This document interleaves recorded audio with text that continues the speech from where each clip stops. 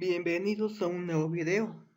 El tema del día de hoy es la potencia eléctrica en los circuitos de corriente alterna.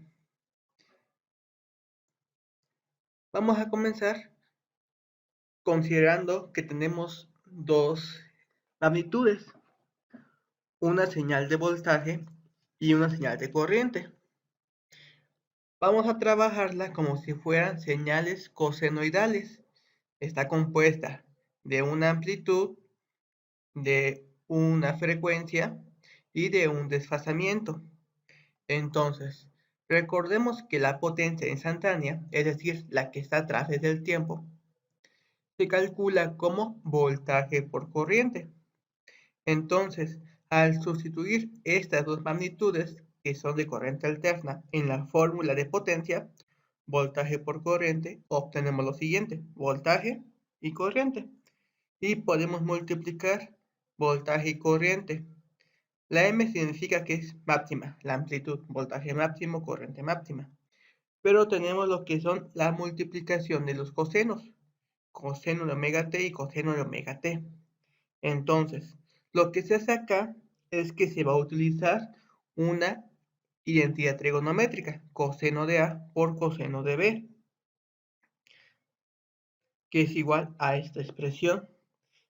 Y al simplificar, obtenemos que la potencia se calcula de esta manera, un medio del voltaje máximo por la corriente máxima por el coseno del desfasamiento entre el voltaje y la corriente, más un medio del voltaje máximo por la corriente máxima por el coseno de 2 veces omega t más los ángulos de voltaje y de la corriente. Si nos damos cuenta, tiene dos partes, una parte constante, la primera, porque no depende del tiempo, y una parte variable.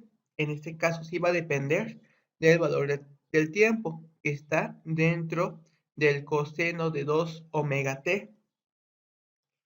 Es importante verificar que el ángulo entre voltaje y la corriente es la separación de los desfasamientos que tiene cada uno de ellos.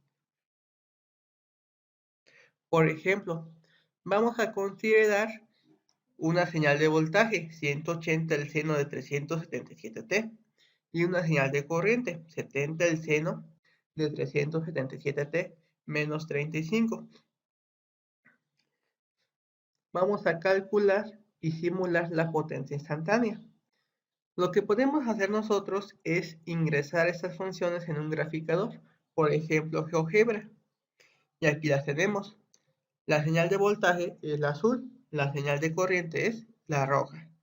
Y existe un desfasamiento, si se dan cuenta no tocan en los mismos puntos. Ese es el desfasamiento de 35 grados. Y calculamos ahora lo que es la potencia, que sería con esta fórmula que acabamos de encontrar. Entonces lo realizamos. Sería un medio del voltaje máximo que es 180, la corriente máxima que es 70, del coseno. El ángulo del voltaje es 0 y el desfasamiento de la corriente es 35. Y así hacemos lo mismo en ambos casos.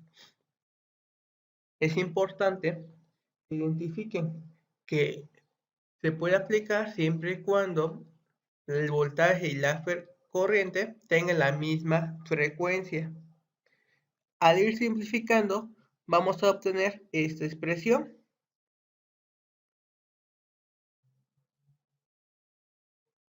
que nos da como resultado que la potencia es 5160.66 más 6300 el coseno de 754t menos 35, o pasado a kilowatts, obtenemos lo siguiente, 5.16 kilowatts más 6.3 kilowatts por el coseno de 754t menos 35. Y aquí es donde observamos la parte constante y la parte variable. Si lo graficamos, obtenemos esta gráfica. Esta es la señal de la potencia. Si nos damos cuenta, he añadido una recta, que es la parte constante de 5.16. A partir de ella es donde va a estar oscilando la parte variable de la potencia. Esto es muy importante por lo siguiente. Para los valores positivos significa que la potencia la suministra lo que es la fuente de voltaje, mientras que para los valores negativos significa que se transfiere potencia hacia la fuente. Esto se debe a los elementos pasivos, que son los capacitores o inductores, porque el capacitor almacena energía y el inductor almacena campo magnético. Y es por eso que tenemos esa señal constante, debido a cómo actúan dichos capacitores y dichos inductores. Aquí tenemos unos ejercicios de tarea. Tienen lo que es la señal de voltaje y corriente. Van a calcular la potencia y van a graficar tanto voltaje y corriente como la potencia.